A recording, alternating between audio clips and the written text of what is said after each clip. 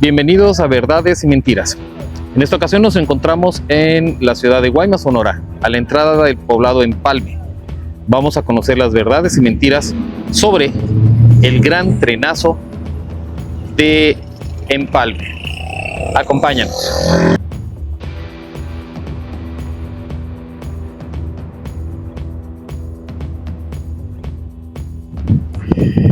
El 19 de febrero de 1983 se suscitó un trenazo dramático en las partes aledañas a esta población de Empalme. Se le conoce como el Gran Trenazo de Empalme. Estamos ahorita a las entradas del pueblo donde se encontraba la estación de ferrocarril. Es un suceso que dejó totalmente marcado a la ciudad de Guaymas, a la población en general y a nuestra familia, porque tuvimos la pérdida de familiares en este accidente.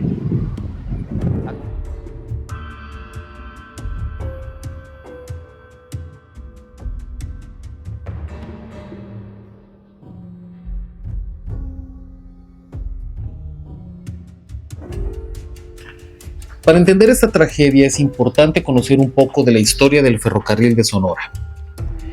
En el año de 1880 se empieza con la construcción del ferrocarril Guaymas-Nogales y tratando de extenderlo para poder conectar a Baja California con el resto de México. Para esa época, el ferrocarril desarrolló un papel crucial en el desarrollo económico de la región, facilitando el transporte, minerales, mercancías, así como pasajeros a través de todo el estado de Sonora. El primer tramo de la línea Guaymas-Nogales se inauguró en 1881 y en 1905 a 1929 se construye la segunda etapa, que es Guaymas-Guadalajara. En los años posteriores se va extendiendo las vías a Empalme, Cajeme, Navojoa, Nogales, Cananea, Naco, Agua Prieta y Nacozari.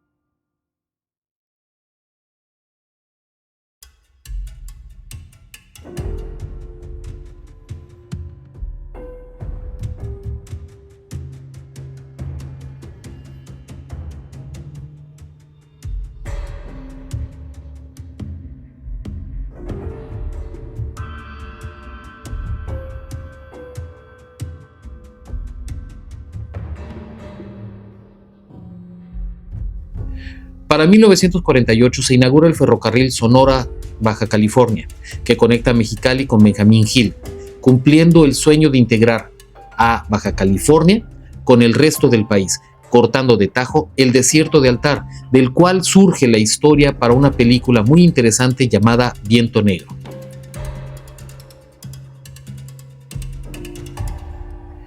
Este ferrocarril también cumplió momentos históricos dentro del país durante la Revolución Mexicana.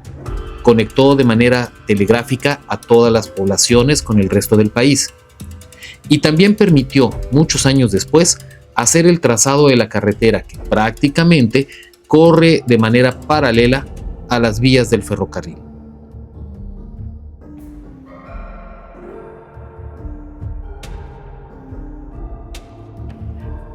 ¿Qué fue lo que ocurrió el día de la tragedia, el 19 de febrero de 1983?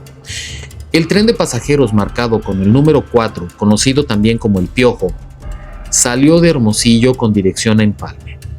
Datos de muchos sobrevivientes de este accidente mencionan que el tren estaba en tan mal estado que la locomotora venía parándose constantemente. Posteriormente, reanudaba su camino. Alrededor de la 1 de la tarde, ya muy próximos a una estación llamada Moreno, una pequeña estación de paso, el tren tuvo nuevamente una avería. Se detuvo justo después de una curva.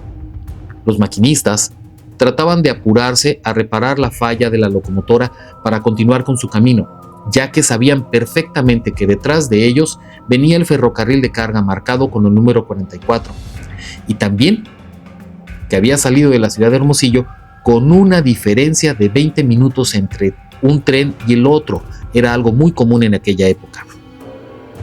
Aquí es donde empieza a desarrollarse un juego de verdades y mentiras, ya que por normatividades ferroviarias, el tren de pasajeros descompuesto debió haber mandado a un tripulante a colocar alguna señal, una bengala o señales sonoras a 2 kilómetros por lo menos de distancia, que cuando el tren pasa sobre la vía se ponen unas pequeñas cargas explosivas que hacen mucho ruido, y los conductores del tren de carga pudieron haberla escuchado y empezar a detener su tren.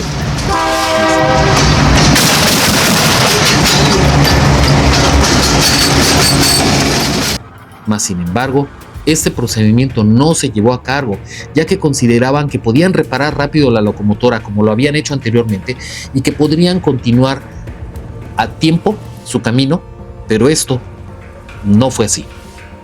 El tramo donde el tren estaba detenido, justo después de una curva de 20 grados, no le permitió al tren de carga haber observado el tren que estaba descompuesto, y alrededor de la 1:25 el tren de pasajeros fue alcanzado por el tren de carga tentativamente a una velocidad de 100 kilómetros por hora, impactando de lleno sin frenar sobre los carros de los pasajeros, 4 de los cuales, al ser impactados, se incendiaron de manera instantánea por el derrame del combustible de la locomotora del tren 44.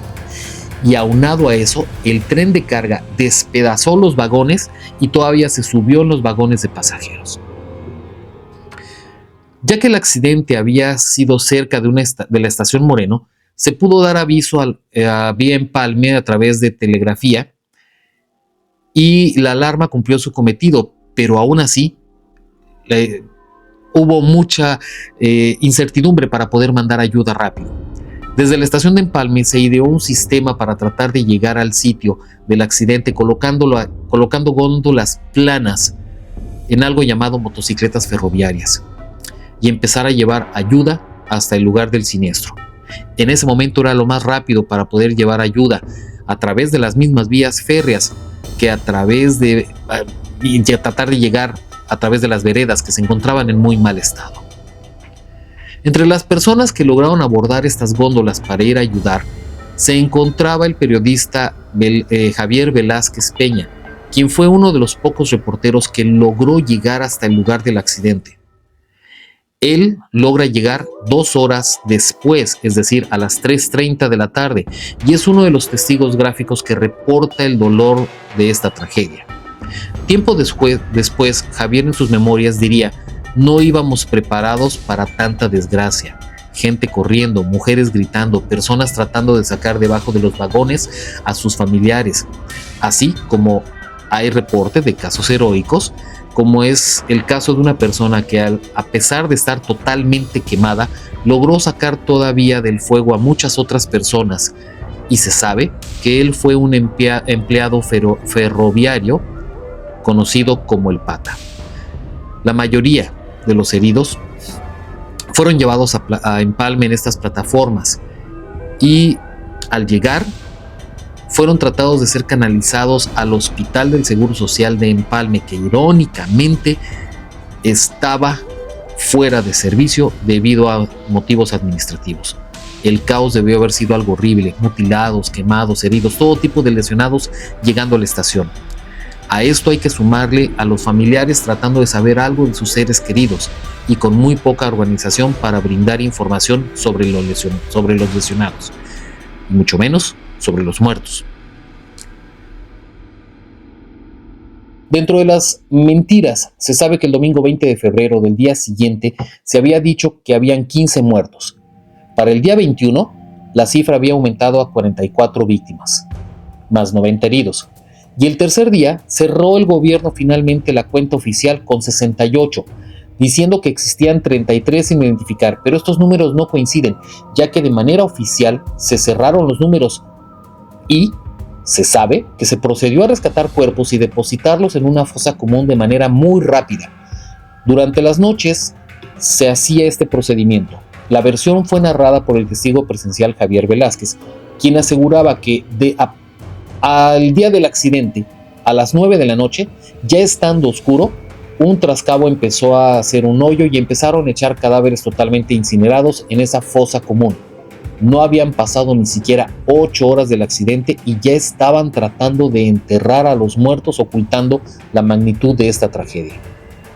El hermetismo de Ferrocarriles Nacionales de México, Ferronales, era total, así como el del gobierno federal, que dio la orden que se quedaban en 65 muertos, lo cual se considera una mentira. Verdad es que se contabilizaron 300 desaparecidos, de los cuales nunca se dieron razón alguna, y como les digo, el hermetismo fue total. La realidad es que nunca vamos a saber cuántos muertos exactamente hubo, ya que el gobierno dio la orden de cerrarlo en 65.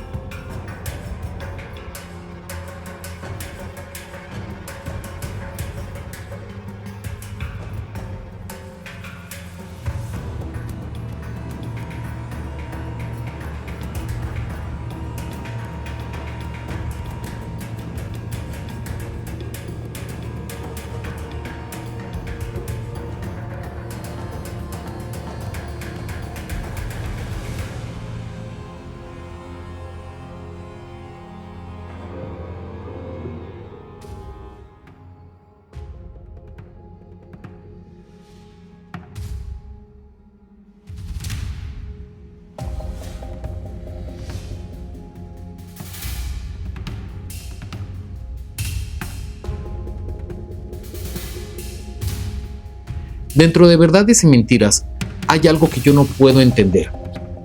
Por ejemplo, toda la llanura extensa de Sonora tiene el espacio suficiente como para haber desarrollado 2 carriles férreos, uno al norte y otro hacia el sur. Pero como es costumbre en nuestro país, solo suelen tenderse una sola línea de vías que comparten 2 direcciones, lo que implica que los trenes tengan que estar sincronizados y aparte se les comparte vía con los trenes de carga y con los trenes de pasajeros. En este accidente se perdió la vida de 2 familiares, nuestras primas, Marta Patricia Arce Campillo y Xóchitl Arce Campillo, hijas de nuestra tía Marta Campillo de Arce, a quienes en su memoria se dedica este video de verdades y mentiras. Gracias por acompañarnos en un capítulo más y los veremos en la próxima emisión de verdades y mentiras.